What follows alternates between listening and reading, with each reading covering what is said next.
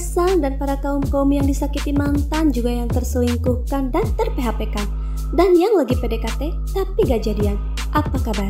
Semoga kabar kalian baik-baik saja ya, dan tentunya sehat selalu. Selamat datang di Naini Story. Kali ini saya akan membahas sebuah film yang berjudul The Mist. Tanpa basa-basi panjang lebar, yuk kita simak ceritanya. Hiya hiya hiya!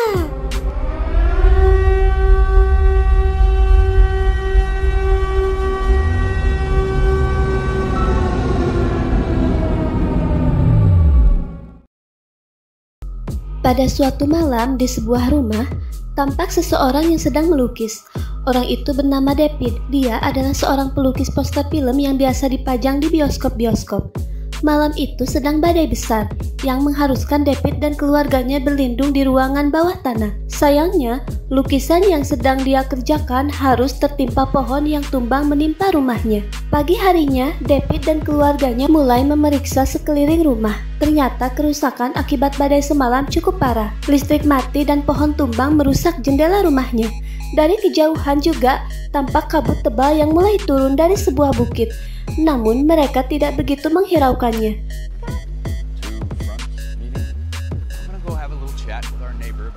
Kerusakan tidak hanya terjadi di rumah David, tapi juga terjadi pada tetangganya bernama Norton.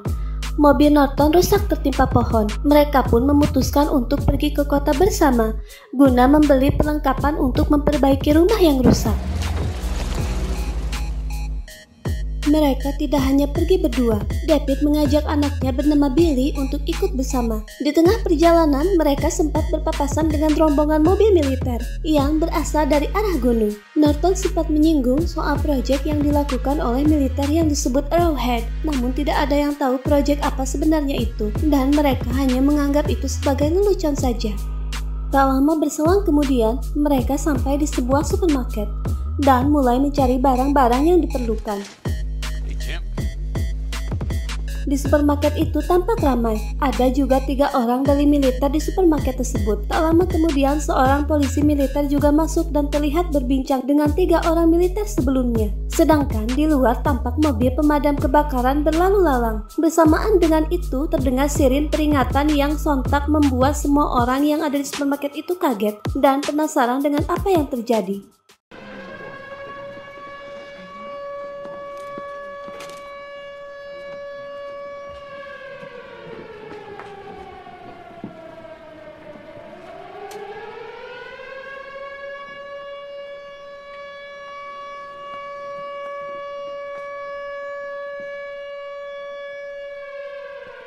Di tengah kebingungan, tiba-tiba tampak seseorang dengan bercucuran darah berlari menuju ke supermarket. Dengan panik, dia mengatakan bahwa ada sesuatu di dalam kabut dan menyuruh menutup pintu karena sesuatu yang berbahaya sedang menuju ke arah mereka.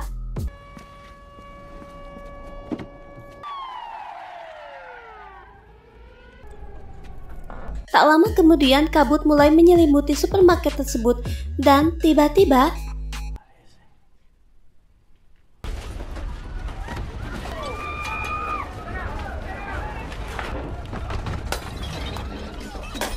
terjadi sebuah gempa bumi yang cukup besar. Setelah keadaan mulai tenang, manajer supermarket menginstruksikan ke semua pengunjung untuk tetap tinggal di dalam toko. Namun salah seorang pengunjung tetap memaksa untuk keluar karena dia khawatir dengan keadaan anak-anaknya. Dia sempat meminta tolong kepada para pengunjung lainnya untuk mengantarnya keluar, tapi tak ada seorang pun yang bersedia mengantarnya. Dengan kecewa, dia terpaksa keluar seorang diri.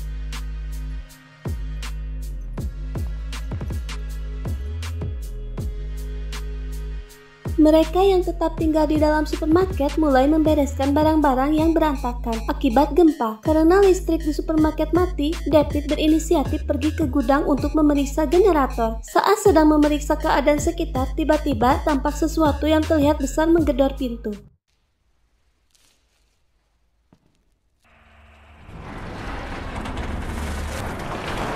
David langsung menceritakan kejadian tersebut ke beberapa orang di sana. Namun tidak ada yang percaya. Bahkan sebagian mereka mengejek David. Untuk membuktikan itu, David mengajak mereka pergi ke gudang.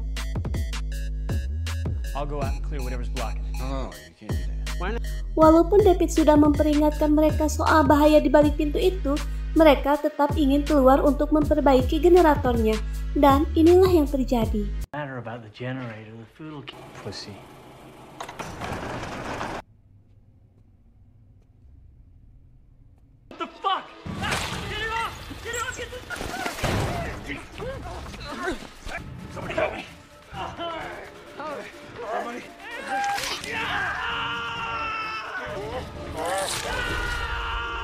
Sebuah tentakel besar masuk dan langsung menarik salah seorang dari mereka, dan David hanya bisa memotong sedikit dari tentakel tersebut. Dengan kejadian tersebut, David pun kesal karena tidak mendengarkan peringatannya, sehingga harus ada korban jiwa. Dirasa masalahnya sudah mulai serius, mereka harus memberitahu orang-orang soal ini. Agar tidak terjadi kepanikan, mereka mencoba memberitahu satu persatu. David mulai memberitahu Norton, namun sayang, Norton tidak percaya dan malah membuat keributan. Well, thanks for setting me straight. And I'm glad that tree fell. Come here. David, get your gun! And this time you'll go to jail. This man assaulted me. It concerns you all. Okay? Okay. We opened the door so Norm could go out and drag them off. Now, guys. Membuat semua orang mulai penasaran dengan apa yang terjadi. Lalu, beberapa orang dibawa masuk ke dalam gudang. Mereka mulai percaya saat melihat tentakel yang berhasil David potong.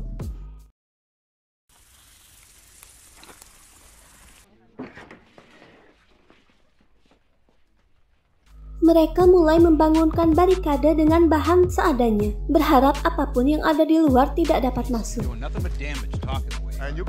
Di tengah kepanikan, muncullah seorang yang menyebalkan. Bukannya membuat tenang, perkataannya malah membuat orang-orang jadi semakin panik.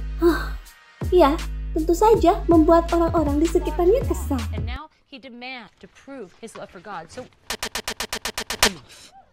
Karena tidak ada perkembangan apapun, David mencoba untuk memeriksa keadaan di luar. Dan kebetulan Norton juga ingin keluar dari tempat itu. Namun sayangnya, Norton tidak bisa diajak bekerja sama. Norton keluar bukan untuk memeriksa keadaan, melainkan untuk kepentingannya sendiri.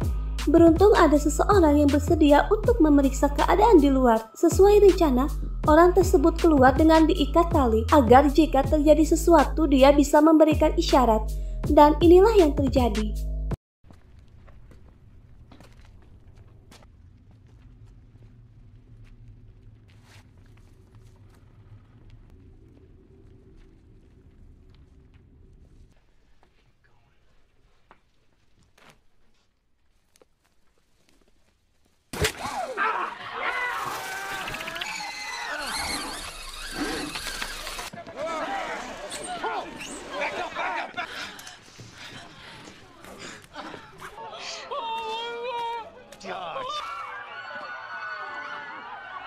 Tanpa diketahui penyebabnya, orang tersebut mati dan hanya menyisakan kakinya saja. Bisa dipastikan Norton dan yang lainnya pun bernasib sama. Malam pun tiba. Mereka ada di dalam supermarket tetap berjaga. Dan tiba-tiba, makhluk semacam serangga mulai berdatangan, disusul dengan makhluk aneh yang lebih besar, memakan serangga-serangga tersebut. Makhluk itu memecahkan kaca dan masuk ke dalam supermarket. Mulailah terjadi kepanikan. Shit! Oh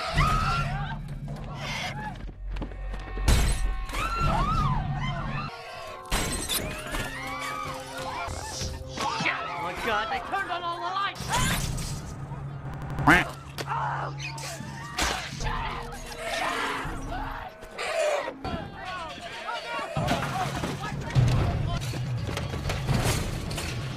Bring torches! We need torches in the window!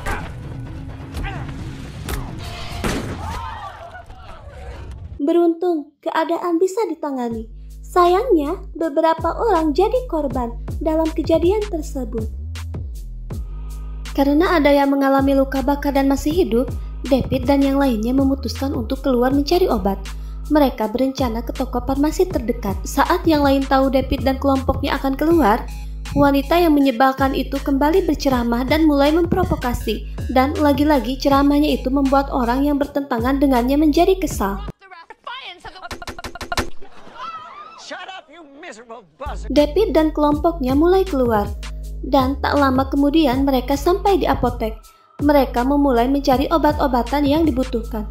Namun saat sedang sibuk mencari obat, tiba-tiba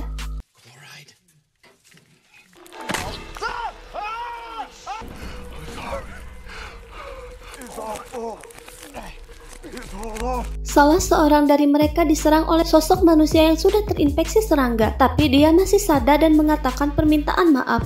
Karena semua kejadian ini adalah ulahnya, tak lama kemudian orang itu mati dan serangga yang lain mulai menyerang David dan kelompoknya yang mengakibatkan salah satu dari mereka tewas. Beruntung David berhasil kembali ke supermarket. Namun sayang David terlambat karena orang yang terkena luka bakar itu sudah tewas. Dan tanpa diduga, wanita penceramah itu sudah mulai punya pengikut. Hampir seluruh orang di supermarket itu kini jadi pengikutnya dan mulai percaya dengan apa yang diucapkan oleh wanita itu. Karena perkataan orang di apotek tadi, David jadi penasaran dengan apa yang sebenarnya terjadi. Dia tahu bahwa orang yang di apotek itu adalah seorang militer. David pun berniat untuk menanyakan hal itu pada anggota militer yang ada di supermarket. Awalnya, militer tersebut mengaku tidak tahu dengan apa yang terjadi. Lalu David mencari dua anggota militer yang lain. Namun sayang, dua anggota militer tersebut sudah mengakhiri hidupnya di gudang. David semakin yakin bahwa semua ini ada hubungannya dengan proyek Arrowhead milik militer. Mengetahui hal itu, salah satu pengikut si wanita penceramah menyeret anggota militer itu keluar dan menghakiminya. Kontan saja, ini menjadi kesempatan untuk si wanita penceramah guna menguatkan bukti-bukti ucapannya dan memerintahkan pengikutnya untuk mengeluarkan anggota militer tersebut agar jadi mangsa makhluk-makhluk aneh di luar sana. The judgment. It is not. You, they did it. The abomination.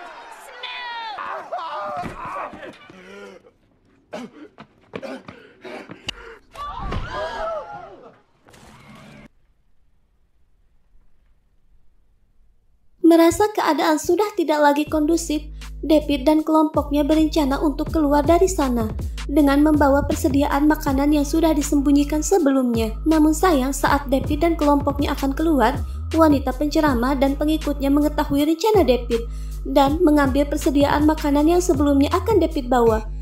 Keadaan kembali kacau. Kelompok wanita penceramah bermaksud untuk menghabisi kelompok David. Namun tiba-tiba Mock us, they mock our God, the blood of human sacrifice.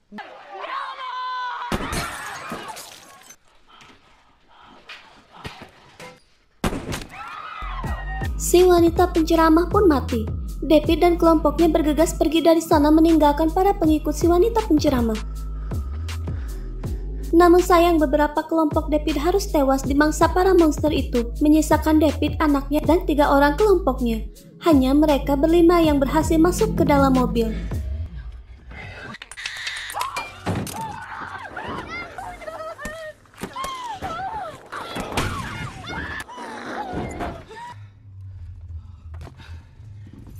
Dengan mengendarai mobil, mereka mulai pergi dari sana.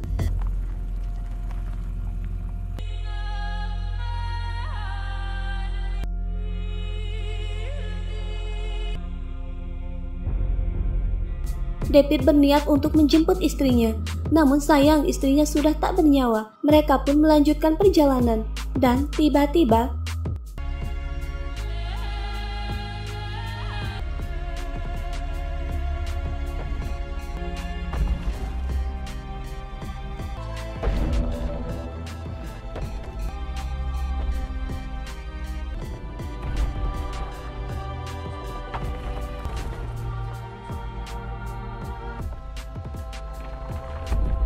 tanah mulai bergetar dan tampak sesosok monster raksasa melintas di hadapan mereka.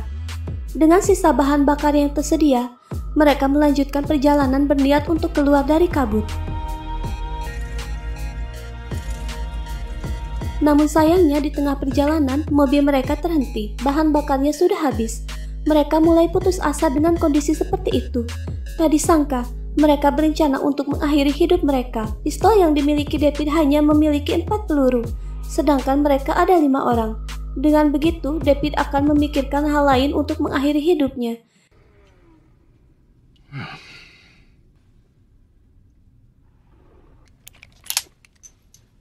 I'll figure something out.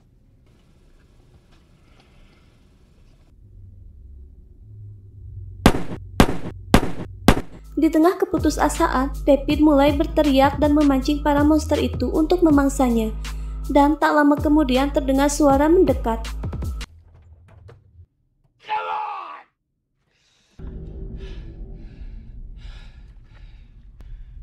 Come on! Namun, bukan monster yang mendekat. Bantuan dari militer baru datang dan membasmi makhluk-makhluk aneh itu. Dan terlihat juga wanita yang pada scene awal keluar dari supermarket ikut selamat. Melihat itu, David makin frustasi karena anak dan kelompoknya mati sia-sia dan hanya bisa menyesali keputusannya. Film pun selesai.